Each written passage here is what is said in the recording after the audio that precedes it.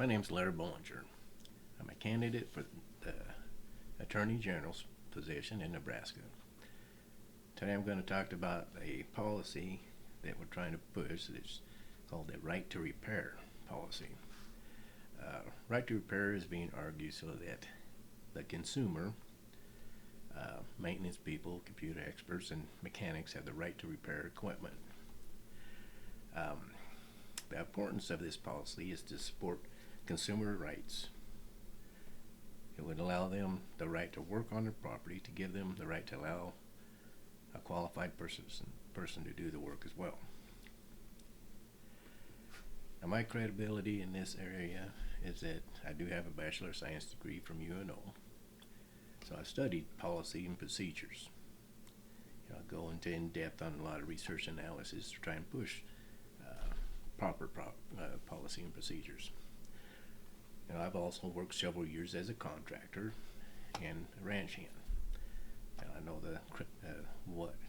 why you need to make sure that you're out there doing the job. You got to know how to fix that equipment rather than have a bunch of downtime waiting for somebody else to fix it. I'll go through some of the issues that we've seen with the policy on the Digital Millennium Copyright Act. Some issues with the programs like the Air 53 program, John Deere's policy on the end user license agreement, and the problems in policies on circumventions of technology. Now John Deere, they created their policy called the end user license agreement, which limits what the owner can do to the property they bought, or the tractor that they bought. And I remember about 40 years ago when I was a ranch hand, that when a tractor broke down, if it was out in the field, you broke it. You went out and you fixed it out in the field. And we also have mechanics that were roving mechanics that would go ranch to ranch or farm to farm to work on machinery, rather than having to load up machinery, take it to town or to the manufacturer, which would cause a significant amount of downtime. Now, the passing of the Digital Millennium Copyright Act created a system where companies such as John Deere can tell you that you can no longer work on John Deere tractors. With the newer tractors that are computerized, they claim copyright violation if someone works on that tractor. And that includes owners of the tractors and any mechanic that is not directly employed by John Deere. Now, John Deere, they claim when you buy tractors, the consumer is actually purchasing an implied license for the life of the vehicle to operate the vehicle rather than a traditional ownership. That don't really set right with consumer rights. You buy it, but you don't really own it. It's a little goofy.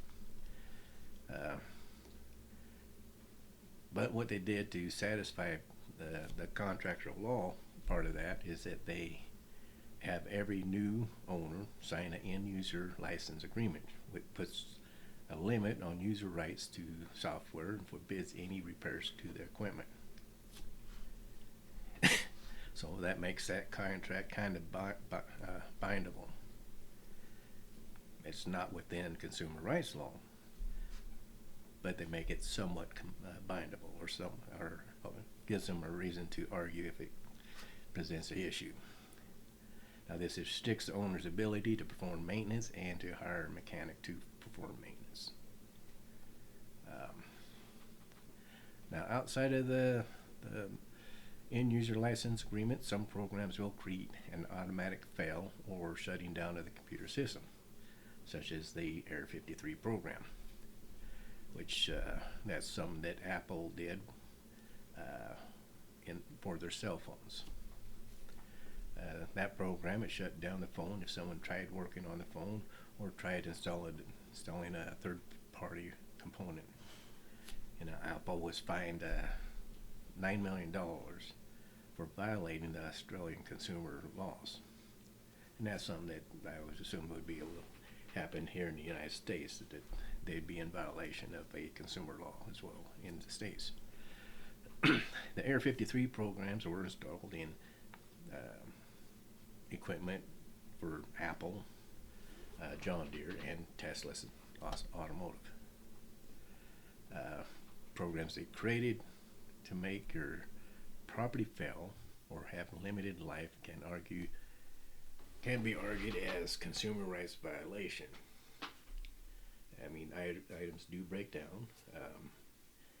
You can't really pinpoint when a property might break.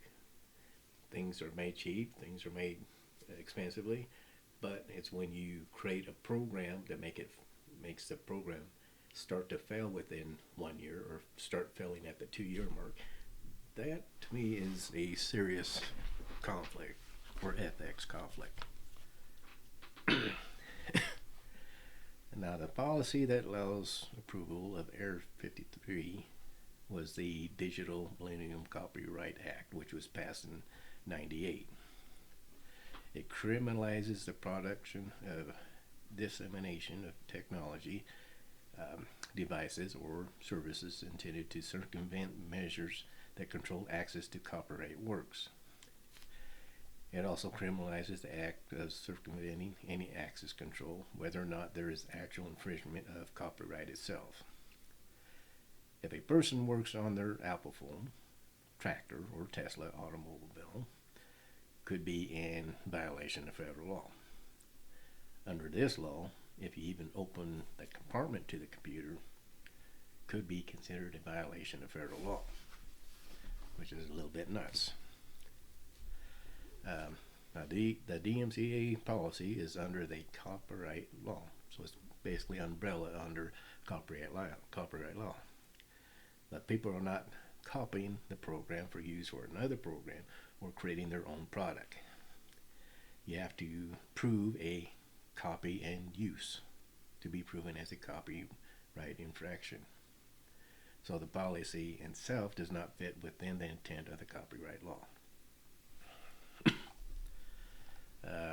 Now there is another claim that allows people to work on the computer system in phones, vehicles, and tractors that is being argued as a circumvention of technology.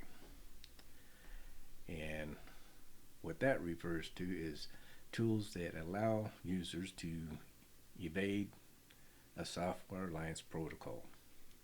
And that could mean serial numbers, keygens, passwords, and other methods of hacking software or games, or hacking to manipulate codes.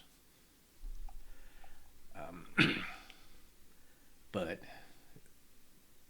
the thing is, they're arguing that, but what is actually being done is just general repairs, and that would be replacing parts that were broke, rebooting software, reformatting programs if the computer system goes bad, and or software diagnostic equipment that would show errors in the product.